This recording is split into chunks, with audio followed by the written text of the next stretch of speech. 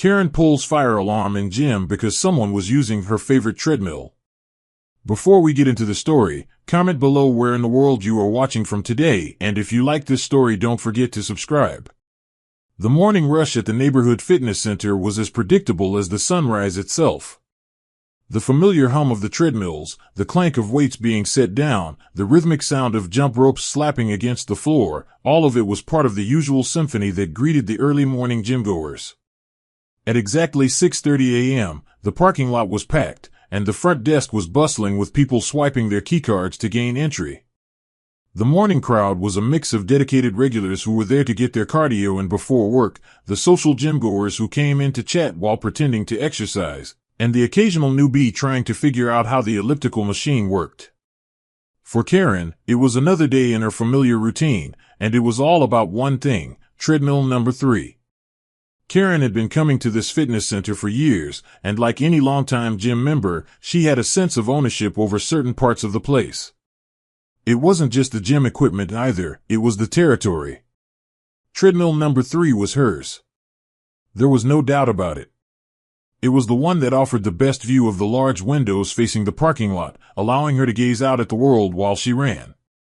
It wasn't too close to the other treadmills, so she had just the right amount of space. It was perfect, and it was the one she always claimed first thing in the morning. There were other treadmills, of course, but to Karen, they were inferior. Treadmill number 3 was a right she'd earned after months of early morning workouts and meticulous attention to detail. The others, well, they simply didn't compare.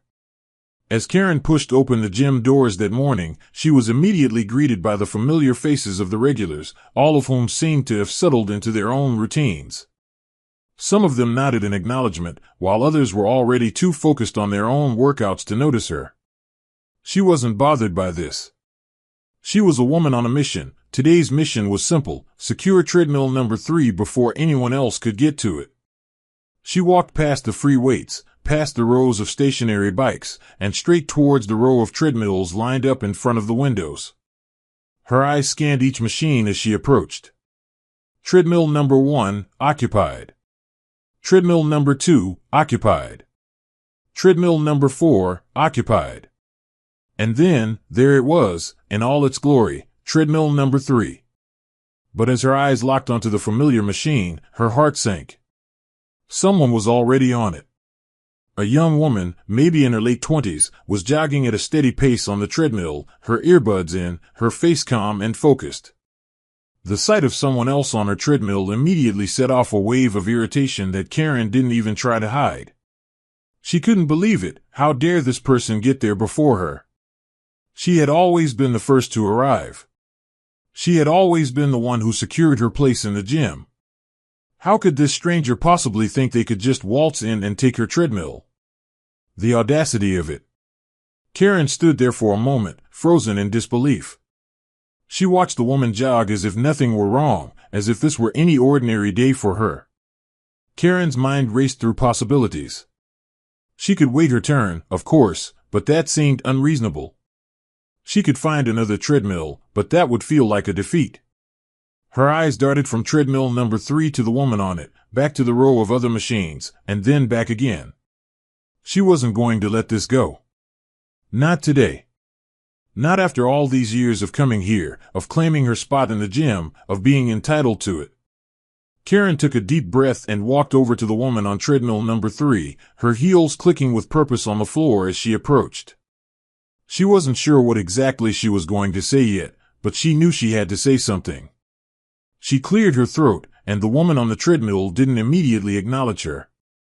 Karen wasn't used to being ignored. She hated it. So, she stood there for a moment, letting the silence grow more uncomfortable with each passing second. Finally, the woman glanced up at her. Yes? The woman's voice was calm, but there was a hint of impatience in it, as if Karen were interrupting something. Karen folded her arms across her chest.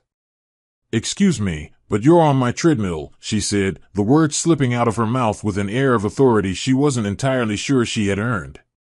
I've been using this treadmill every morning for the past 3 years, and I'm sure you can find another one. The woman blinked in surprise. Oh, I'm sorry, I didn't realize it was reserved, she said, her tone genuinely apologetic but not apologetic enough for Karen's liking. She didn't budge from the treadmill, though, and Karen could feel her irritation boiling up to the surface again. I don't think you understand, Karen continued, now with a slightly sharper tone. This treadmill is mine. I've been using it for years. You really should have looked around before deciding to take it. She was almost shaking with frustration now, and her voice was louder than she intended. She wasn't sure whether it was the early hour or the rudeness of this woman, but she was beginning to feel like the world was conspiring against her. The woman seemed taken aback by Karen's outburst but didn't respond immediately. Instead, she continued jogging, perhaps hoping that if she ignored Karen long enough, the situation would simply resolve itself. But Karen wasn't about to let that happen. She stood there, arms crossed, waiting for some acknowledgement, some sign that this person would recognize the gravity of what she had done. Look, the woman said finally, still jogging at her steady pace, I'm really sorry, but I'm not about to get off the treadmill in the middle of my workout. I've been on it for 10 minutes already. She didn't seem to understand the depth of the offense. She didn't understand that Karen's workout wasn't just about the treadmill, it was about control, about making sure everything went according to plan. I don't care how long you've been on it, Karen snapped. It's my treadmill. You can find another one. The words were sharp, like daggers. There was no diplomacy left in Karen's tone. She was too far gone, too wrapped up in her sense of ownership to back down. The woman on the treadmill sighed, clearly frustrated but not willing to give up just yet. I'll be done in a few minutes. Can you just let me finish? She asked, her voice dripping with a subtle mix of annoyance and exhaustion. Karen looked around, noticing the eyes of the other gymgoers slowly turning toward the confrontation. She couldn't let this go on any longer. She had to act. She had to do something to make this right, to restore her sense of order. The gym was supposed to be her sanctuary, and this person was ruining it. She wasn't going to let some stranger with no respect for unwritten rules take what was rightfully hers. The rage continued to build as Karen's mind raced with options, none of them good, but all of them urgent. The tension in the gym seemed to thicken with every passing second as Karen stood there, arms crossed, her eyes never leaving the woman on treadmill number 3. The steady hum of the other machines, the faint sounds of grunting from the free weight section, and the occasional clinking of dumbbells only added to the growing feeling of unease. It was as though the entire gym had held its breath, waiting to see how this confrontation would unfold. Karen's heartbeat was pounding in her ears, and the more she thought about it, the angrier she became. This was her treadmill. It had been for years. She had earned it through sheer consistency and dedication. No one, certainly not this woman, had the right to just waltz in and take it from her. The nerve of people these days, thinking they could simply claim whatever they wanted, without regard for the rules or the regulars. Her jaw clenched as she stood there, refusing to back down. She could feel the eyes of the other gymgoers on her now, some of them awkwardly glancing between the two of them, others openly staring, eager to see how the situation would resolve. Karen could hear the whispers, the murmurs behind her back, but she didn't care. She was in the right, wasn't she? The rules of the gym were clear. If you were a regular, you got the machine you always used. It wasn't just some unspoken rule, it was the way things were meant to be. Who were these newcomers, these people who didn't understand the unwritten code? How dare they come into her space, her gym, and challenge the way things had always been? Excuse me, Karen snapped, trying once more to get the woman's attention. She wasn't going to wait any longer. I've asked you nicely. You're on my treadmill, and I'm telling you to get off. There was a force behind her words now, a sharpness that felt almost foreign to her but was necessary, she convinced herself. She had given this woman enough time, and now it was time for her to move. The woman on treadmill number 3 didn't even slow down, still jogging at the same steady pace. Karen could see her earbuds were still in place, and she didn't even spare her a glance. It was as if Karen wasn't even there, like her words were nothing more than the background noise of the gym. For a moment, Karen felt herself faltering. The woman's indifference was infuriating, but more than that, it was confusing. Why wasn't she responding? Didn't she understand the magnitude of what was happening here? Didn't she realize who Karen was? Taking a deep breath, Karen's resolve solidified again. She wasn't going to let this woman get away with this disrespect. No, Karen thought, she would have her way. It was her gym, her space, and no one, not even this entitled stranger, was going to take that from her. Hey, Karen said, louder this time, stepping closer to the treadmill. I'm talking to you. Get off the treadmill. Now. Her voice rang out across the gym, drawing more attention. Some of the other patrons were now openly watching, their eyes flicking between Karen and the woman on the treadmill. The woman's jogging pace didn't falter, but Karen could see her facial expression shift slightly, an almost imperceptible frown forming as she looked up at Karen from behind her sweatband. Look, I'm not going to ask you again, Karen continued, her patience wearing thin. I've been coming to this gym for years. I've been using this machine for years. You can take any of the other ones, but this one is mine. She felt a sense of satisfaction in the words, as though they held weight, as though the sheer force of her declaration would make the woman finally understand the gravity of the situation. The woman on the treadmill slowed down just a touch, her face now a mixture of confusion and frustration. She glanced up at Karen, clearly startled by the outburst. For a moment, Karen thought she saw a flicker of recognition, but it quickly faded. The woman removed one earbud and looked Karen in the eyes, her expression calm but with a note of irritation creeping in. I'm sorry, she said, her tone almost too polite. But I'm not going to get off. I was here first. I'm just trying to get through my workout. Her voice was steady, even, but it had an edge to it now, a tone that indicated she wasn't going to let Karen bully her into giving up the machine. You can take any of the other ones, she added, motioning vaguely toward the empty treadmills nearby. There's no need for all of this. Karen's blood began to boil. The woman was dismissing her. She was dismissing everything that Karen had worked so hard for. The nerve of her, thinking she could just ignore someone like this, as though Karen's needs didn't matter at all.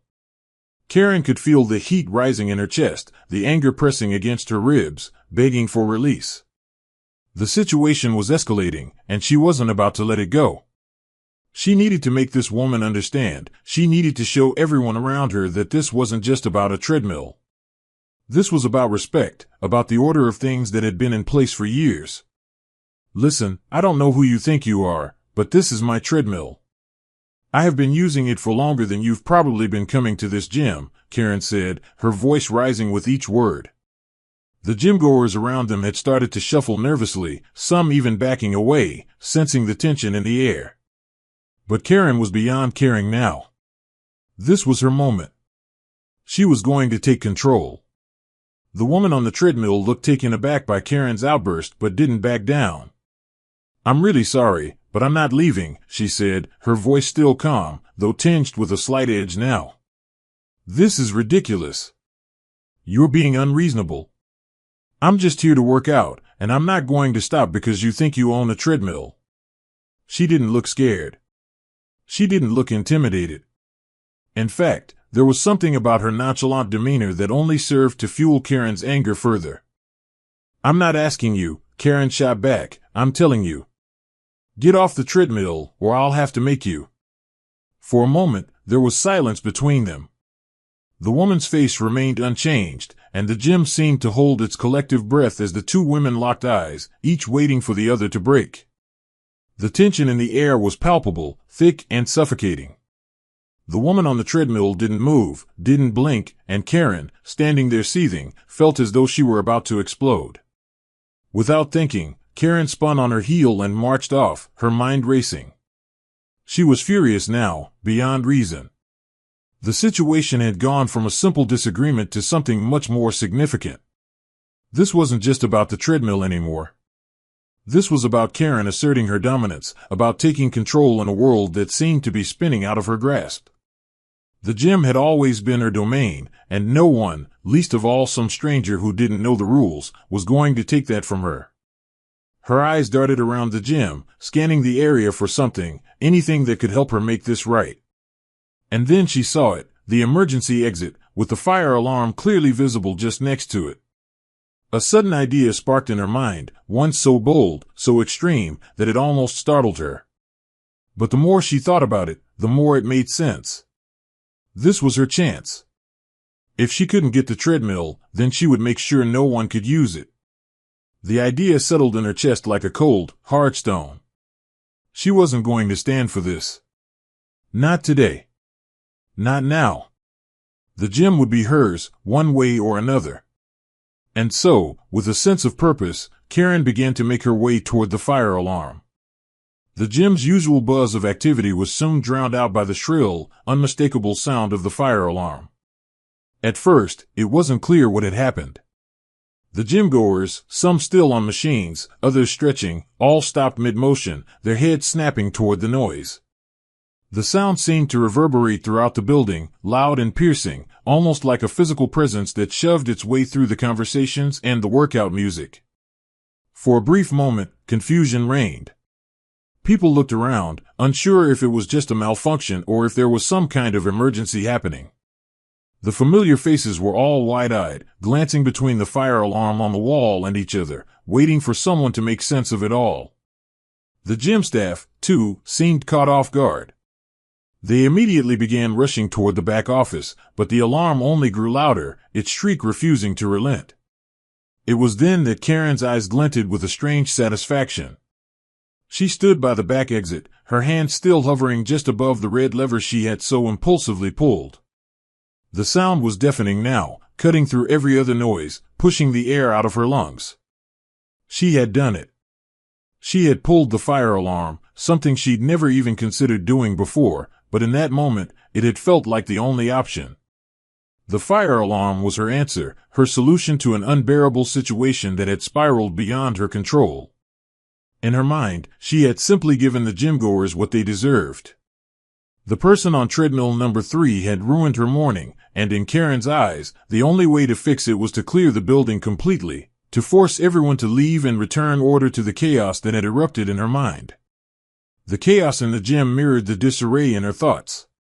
She could hear the scramble of feet as gym-goers hurried toward the exit, some of them muttering in confusion, others annoyed at the interruption to their routines. Karen stood still, watching as the crowd swarmed toward the door, feeling strangely detached from the scene unfolding before her. She had expected more panic, more urgency, but the gym members, despite the alarms blaring in their ears, seemed almost indifferent.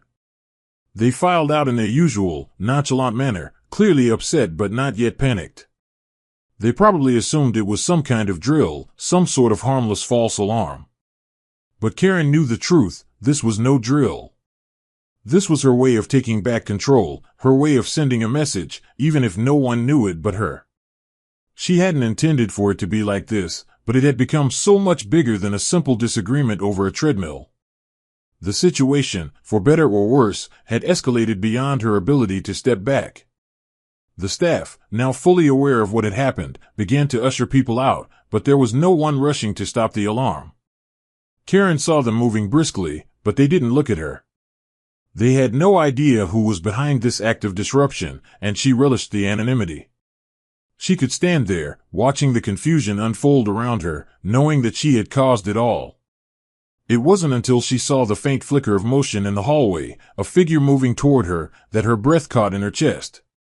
The manager. He had been in the office when the alarm went off, likely already reviewing the gym's security footage, piecing together the mystery of who had triggered the chaos. Karen's heart began to pound. Her eyes widened as she tried to pull herself together. Her plan had worked, she had done what needed to be done. But now, the consequences were starting to unravel in front of her. The manager walked briskly down the hallway, looking toward the fire alarm with an expression of disbelief. He seemed to be scanning the room for any sign of what had happened, his eyes darting from person to person, trying to piece together the events. Karen tried her best to remain calm, but the adrenaline coursing through her veins was making it difficult to keep her composure. She stood there, as still as she could manage, pretending not to notice the manager's increasingly suspicious glances. "You," he said suddenly, his voice sharp and accusatory as he pointed directly at Karen. "What are you doing?" Why did you pull the fire alarm? The gym had nearly emptied out by now, and only a few remaining members lingered near the door, their faces still set with confusion and irritation. Karen opened her mouth to respond, but no words came. Her mind was racing, trying to come up with an excuse, a reason for her actions. But the truth was, there was no excuse, not really. She couldn't just blame it on the treadmill. It had been a rash decision, a desperate act in the heat of the moment, and there was no turning back now. Karen began, her voice shaky. I didn't know what else to do. Someone was on my treadmill, and I couldn't. She stopped herself, realizing how ridiculous her justification sounded. She was standing there, trying to explain why she had pulled the fire alarm because someone was using a treadmill she considered hers. The absurdity of it hit her in a wave. Her face flushed with embarrassment as the manager raised an eyebrow, clearly unimpressed. You pulled the fire alarm over a treadmill, he asked, his voice dripping with disbelief. That's an emergency situation, Karen. You can't just go around pulling alarms because you're upset about a machine. His tone was stern, and Karen could feel herself shrinking under his gaze. The gym had always been her territory, but in this moment, she realized just how out of line she had been. This wasn't a matter of pride or ownership, it was a reckless, dangerous decision that could have ended much worse than it did. The fire department would be here soon, responding to the false alarm, and the gym would have to deal with the consequences of the disruption. I didn't do it, Karen started again, but she didn't know how to finish the sentence. How could she explain that the treadmill wasn't just about the machine? How could she justify her actions without sounding completely irrational? The manager didn't wait for her response. Please come with me, he said coldly, his voice firm. We're going to review the security footage. I need to see exactly what happened here. Karen's stomach dropped as she realized the full weight of what she had done. The gym had security cameras, of course, every place did. And the cameras had surely caught the moment she pulled the fire alarm, no matter how stealthy she had thought she was. There was no denying it. No excuses she could make could hide the fact that she had caused this chaos. The manager turned and walked toward the back office, gesturing for Karen to follow. Her legs felt heavy as she moved behind him, her mind racing with thoughts of what would come next. The gym was still clearing out, and Karen could hear the hum of people murmuring among themselves outside, but for the moment, all that mattered was the footage. She had done what she thought was necessary, but now, she would face the consequences of her actions. She had no idea what the manager would say, what punishment she might face. But she knew, deep down, that it was probably going to be worse than she could imagine. She was about to find out just how much her temper and sense of entitlement would cost her. Karen sat down across from the gym manager, her hands resting nervously in her lap, the weight of the situation pressing heavily on her chest. The office was cold, the fluorescent lights overhead casting an indifferent glow on everything around her. She could hear the faint murmurs of gymgoers outside the door, still filtering out in small groups, their voices a mixture of annoyance and confusion at the sudden disruption. But inside the office, it was just her and the manager, and the silence between them seemed to stretch longer with each passing moment. The manager didn't speak right away, and Karen's thoughts raced as she sat there, wishing she could somehow rewind the events of the morning. She had been so sure that pulling the alarm was the right thing to do, the only way to regain control, but now that she was sitting in front of the very person who could make her face the consequences, the adrenaline that had fueled her earlier seemed to dissipate, leaving only a sense of dread. The manager finally spoke, his tone measured and firm.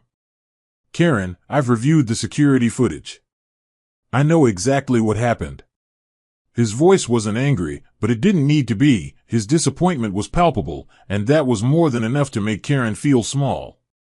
You pulled the fire alarm because someone was using a treadmill.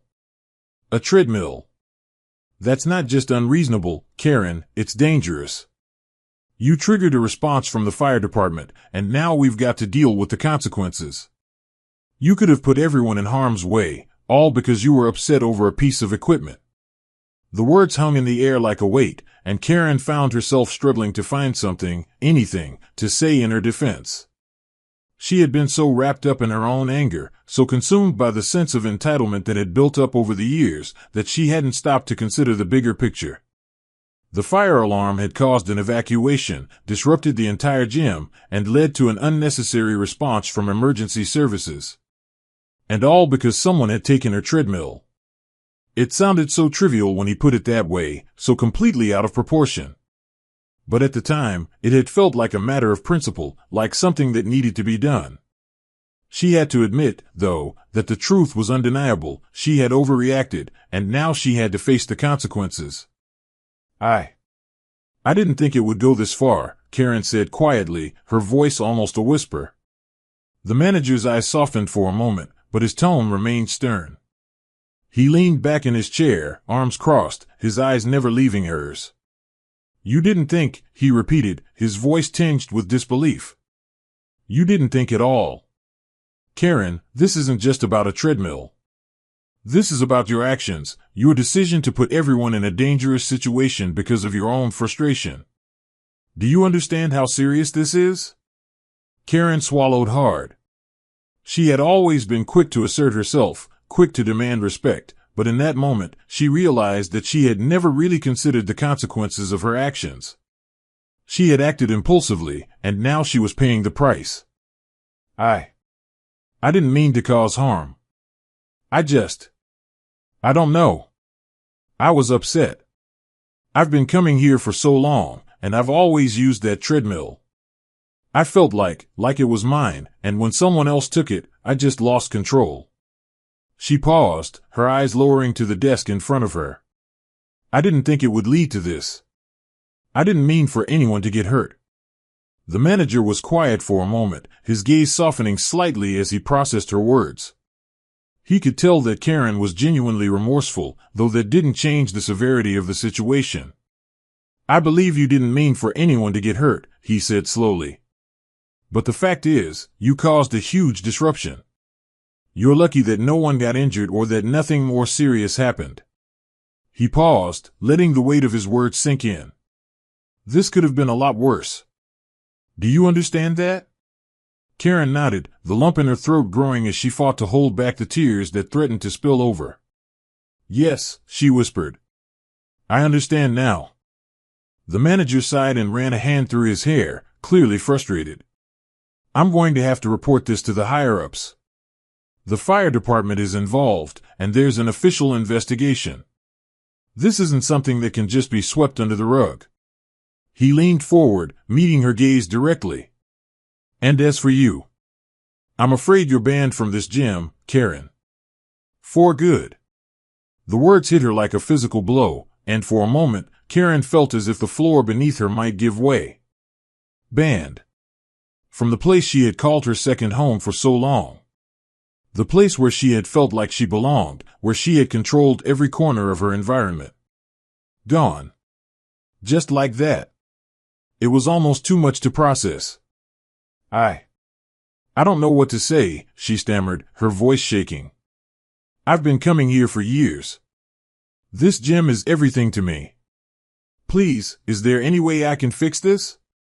Is there anything I can do? The manager's expression softened just a little, but his resolve remained. Karen, I'm sorry, but there's nothing more you can do. This isn't just about the treadmill anymore, this is about your behavior. You've crossed the line, and there's no going back. He paused, his gaze thoughtful. You need to take some time to reflect on what you've done, and maybe, just maybe, you'll learn from this. But as far as this gym goes, you've lost that privilege. Karen's heart sank as the weight of the words settled in. She had no one to blame but herself. The treadmill had only been the trigger, the catalyst for a much deeper problem, her need to control, to claim what she thought was hers without regard for others. She had let that need consume her, and now she was facing the consequences. As the manager stood up and motioned for her to leave, Karen felt a rush of emotions, shame, regret, and a deep sense of loss. She stood up slowly, her legs unsteady beneath her as she turned to leave the office. She had never felt more alone than she did in that moment. The gym, her gym, no longer welcomed her. The treadmill, her treadmill, was now just a symbol of how far she had fallen. The manager's voice called after her as she made her way to the door, his words softer now but still firm. I hope you'll think about this, Karen. Sometimes, we all need to take a step back and reassess what's really important. I hope you do that. Karen didn't look back. She couldn't. Instead, she walked through the empty gym, the silence around her a stark contrast to the chaos she had created just an hour before. She passed by the rows of machines, the free weights, the treadmills. She saw the spot where her treadmill had stood, now empty, waiting for someone else to take her place. She knew, in that moment, that she had lost more than just a treadmill. She had lost her place in the world she had fought so hard to control, and it was a loss that she would carry with her long after the fire alarm's echo had faded.